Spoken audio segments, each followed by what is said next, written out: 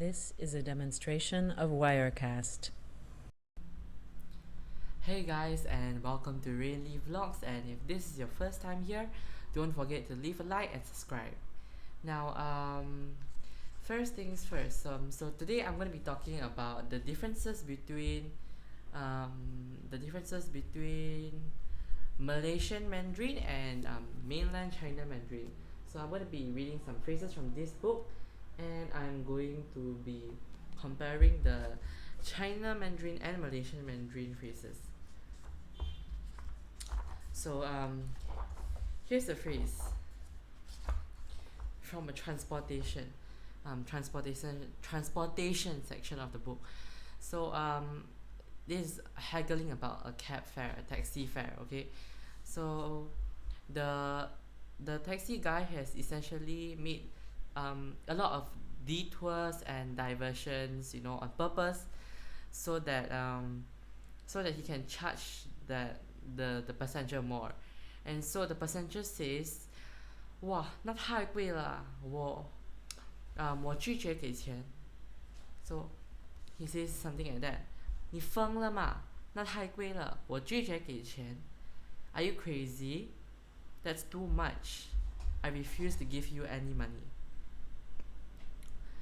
So, and on the other hand, in Malaysia, you will say something like, 你笑啊, I'm not going to give you money. You're literally going to say it in like English, Mandarin, and Hokkien, and all that, and BM, and all that, and Tamil, and all that, 你笑啊, I'm not going to give you money. Even if the taxi driver can't speak English, you're still going to say, I'm not going to give you money. But just bear in mind, this is not supposed to be a generalization of all Mandarin speakers in Malaysia. This is my style of speaking Mandarin. There are so many other dialects out there, and so many other people speak so many other different dialects, meaning that it's very indefinite. Everyone has their own way of speaking Mandarin in Malaysia, and this is my way. My Mandarin isn't that good, so I speak more colloquial Mandarin compared to like other people's, more accurate textbook Mandarin. So here's an example of ordering a set meal in a restaurant. Okay, 服务人，我想要点套餐，有吗？ That's in China, and it basically means, waiter slash waitress, I would like to order a set meal. Do you all serve set meals here? In Malaysia, you will say something like, 小姐，这有 set meal 吗？ You won't even say, I want to order a set meal. No, this is based on the book, okay? I'm not saying every person in China speaks like that. I'm saying that this is like based on the book, okay? Books over here, this book, okay? It's by John Francis Gresso. So he's not a Chinese guy either, but he definitely did learn Chinese if he wants to write this book. For the record, yeah, it's not really always supposed to be called Chinese, it's actually Mandarin Chinese. That's like the right word, the right way to describe the language. It's not just Chinese, Mandarin or Mandarin Chinese. Chinese is like an ethnicity, Chinese is our culture, and Chinese dialects, Chinese language. If you just say Mandarin, it's okay, but if you just say Chinese isn't a language, it's the Chinese language, and the Chinese language has so many dialects within it, and Mandarin is one of them. Mandarin is the most spoken dialect, but it's also considered a language because, well, I don't know. So, for example, if you want to take away food, in Malaysia you will say 我要打包, but in China, if you say 我要打包, a few months ago my cousin sent me this video, but I don't know where it is now. So it's basically like some guy says like 我要打包, he wants to take away this food left on the table. So the waiter comes over, takes a bao, a dumpling, and takes his hand and smashes it, because 打包 literally means to hit bao. So, well, yeah, that's how big of a difference things can be in two different countries. And going to the toilet too. In China, when I was in a restaurant in China, I asked the waitress, 厕所在哪里? And she didn't understand. I kept repeating, 小姐厕所在哪里 Now the moment I started saying 小姐 she got a bit like why are you calling me 小姐 you know yeah I'm like then I kept on saying you know 厕所在哪里 she didn't really understand no? I'm not saying all China Chinese people I have to say Chinese people because there are like so many different Chinese people around the world Malaysian Chinese Singaporean Chinese Thai Chinese Thailand Chinese Taiwanese Chinese Hong Kong Chinese they actually speak different languages here and the culture is slightly different so yeah there is actually a difference but mainly I'm focusing on the language between Malaysia and China right now so for example in China it's just pure Mandarin most of the time but in Malaysia you have a mix of Hokkien, Hakka, Cantonese, Teochew, Bahasa, Tamil you even have a mix of Tamil you know like for example I can't remember how to say is it matcha yeah matcha means brother in Tamil right no it means hot guy and I'm not sure can any Tamil speakers like let me know what it means I forgot how it means and I have a lot of friends who speak Tamil it's kind of an embarrassment I know Tangachi means sister and Tambi means brother so I'm really not sure what matcha means right now and we also mix BM inside like for example okay I'm also gonna compare like, Taiwanese Hokkien and Malaysian Hokkien language in Taiwan you will say something like I really don't know how to say this in Taiwanese Hokkien but in Malaysian Hokkien if you want to say like I don't want to marry her anymore she's very irritating she's always like disturbing me I don't marry her anymore wow boy I don't know how to say this like what boy I 甲伊交往了伊 suka 加州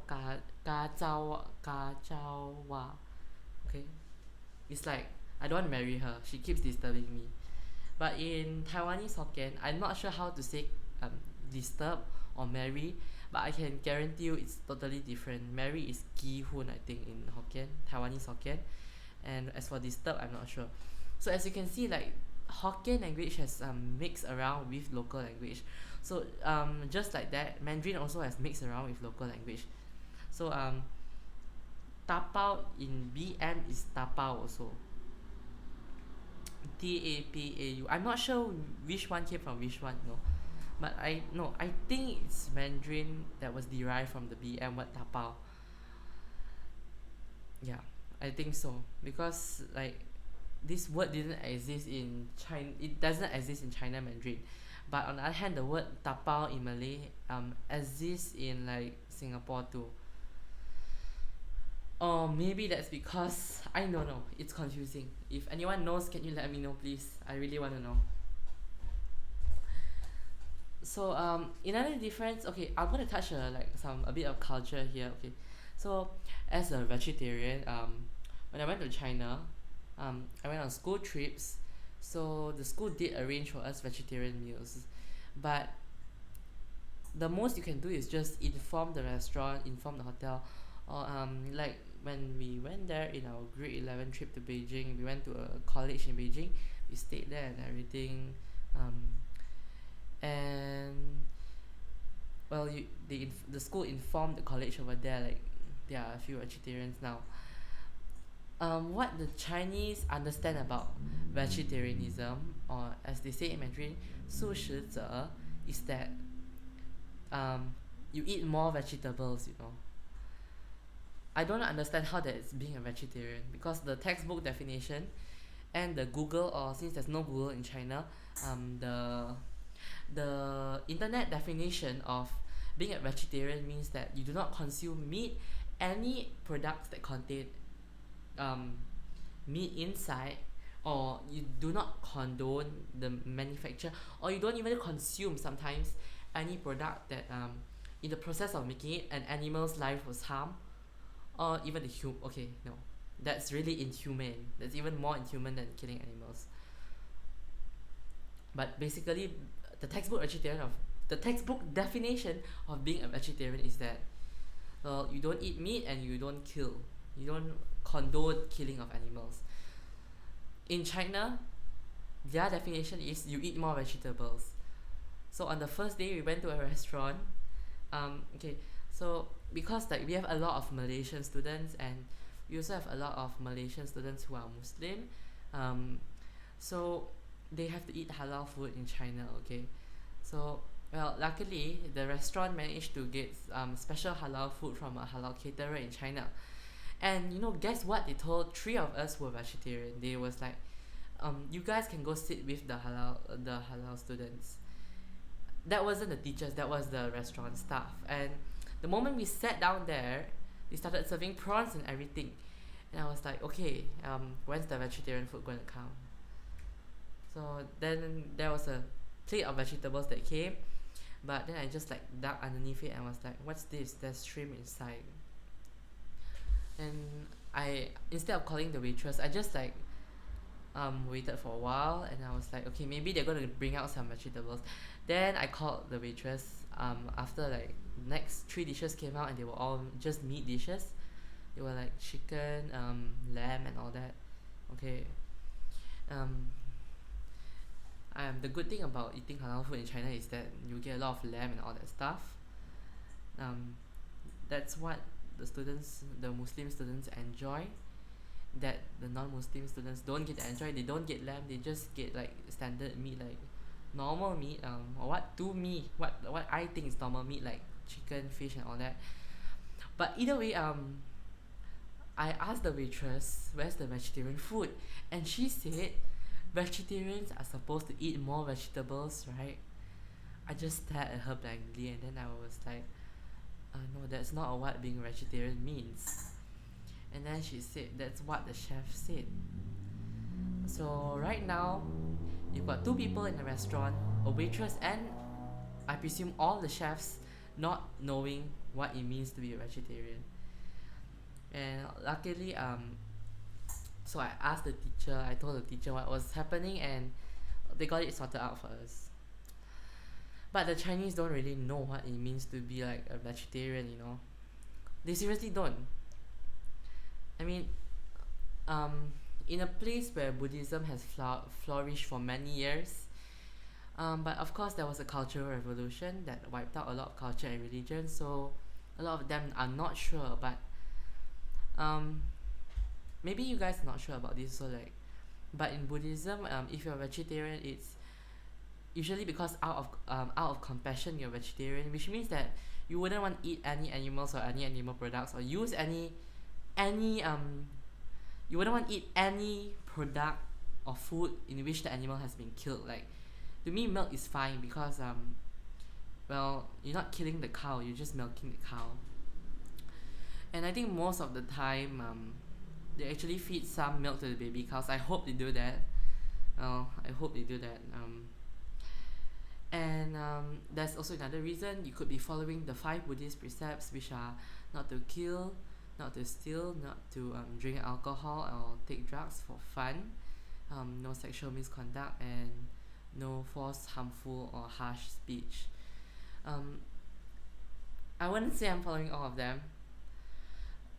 No harsh speech, that's definitely out.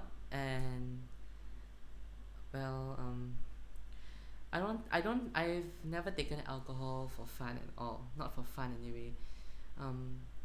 For like culture, I would, because like it's not Chinese culture to drink. No, it's not really Chinese culture to drink. But well, alcohol is commonly served during Chinese New Year, open house and weddings. So I mean, yeah. But I don't drink for fun. It was shandy. It was like shandy, root beer. No, root beer doesn't have alcohol inside, right? Yeah, root beer doesn't have alcohol inside. But generally, the Chinese culture is not to drink alcohol. It's actually to drink tea. It's all about tea, you know. It's just that the TVB dramas portray things differently. They portray the Chinese people as drunk people, and that's not really the right depiction. A lot of us don't drink for fun. I know that because I have a lot of friends who are Chinese, and we don't drink for fun. None of my friends who drink for fun are Chinese. Seriously. And they're not even no, not just not Malaysian Chinese, they're also not China Chinese, they're not Taiwanese Chinese, but I don't want to mention any specific races at all. They're other races, they're not, they're most, but it's just about my friends, okay? I don't know about society. I mean, the world is a very big place and I haven't met everyone yet, so I can't judge. Maybe it's just my group of friends, like, I mean, none of my friends, I have Indian, Malay, Chinese friends, and none of them drink, none of them do all this, so maybe it's just like my group of friends and all that, you know. So I'm mixing around with the right crowd, of course. And anyway, I've actually gonna touch a bit more on culture, okay. So over there they have no clue what Isang is, you know. So when we went on a cultural exchange with a school in China, I made some friends there, and when I was talking to her about Chinese New Year, during Chinese New Year, I got her number and I started WhatsApping her. So we were like talking about the culture in two different countries, you know. She's like constantly someone who I ask about the Chinese culture, and she asked me a lot about the Malaysian Chinese culture. So I'm like, it's New Year's Eve and we're gonna toss Isang, and then she's like, what's Isang? I was shocked to hear that, and I was like, you don't know what Isang is, are you sure? Then I wrote it out in Mandarin for Mandarin characters, and she didn't know what it was either. I was shocked to know that. I was shocked to know that she didn't know what Isang was. I blankly stared at her for a while. Well, not her, like her profile picture on WhatsApp. Well, I'm quite good at body language, so I like to like make facial expressions and like. For example, like when I see a shocking message, I just stare at that message like. Yeah. So and she seriously didn't know what Isang was, so I decided, okay, let me explain to her what Isang is. And there was a whole lot of other stuff she didn't know. She didn't know that we threw oranges on Yan Xiao Jie. Like on the last day of Chinese New Year, we throw oranges with our phone numbers in the river. Nowadays, we throw oranges with our phone number, Instagram account, Snapchat, and Facebook on it. She didn't know about that. She also didn't know about a lot of other stuff, like for example, there's a lot of stuff that she didn't know about, so it's a large divide. But there's one festival that they celebrate in China that they don't celebrate in Malaysia, and I can't really remember that name of that festival at all, but I think it's like not very significant in Malaysia, but it's quite significant in China. I used to have a Chinese teacher from China, a Mandarin Chinese teacher from China, so she told us about that festival, but I really can't remember what festival is that now. Anyone knows what festival is the one that China celebrates but Malaysia doesn't, please let me know. And I can assure you the video is not clickbait, okay? That title, languages, I just like straight off to culture. I'm going to rename it to like Malaysian Chinese versus China Chinese, okay? It's much more easier that way. So I won't need this book anymore. I'm just gonna like talk about the general differences, you know. We have covered language. It's really quite a big difference. We have covered culture and customs also inside culture. And I think that's pretty much it. There's no need to cover the social aspect because the social aspect is pretty much the country and not really about your ethnicity or anything. It's just about your country, you know. And technological aspect, WeChat isn't very well used in Malaysia, but it's picking up. But WhatsApp is still the number one messaging app here. In China, it's usable, but it's not the number one. And of course, there's no Snapchat in China, there's no Twitter in China, there's no Facebook in China, there's no Google in China. So 100%, no, there's like a 90% chance that no one in China will ever see this video because I'm live streaming it on YouTube, and I'm also live streaming it on Facebook. No, I wanted to live stream on Facebook because if I stream it on my Weibo account, right, then my Malaysian friends won't be able to watch it. For some reason, a lot of them said that whenever I live stream stuff on Weibo, they just can't watch it because of the server connection. And when I stream stuff, the bit rate is really slow too. because the server is all the way in China and I'm streaming from my home in Malaysia. So I think that's all, and thank you.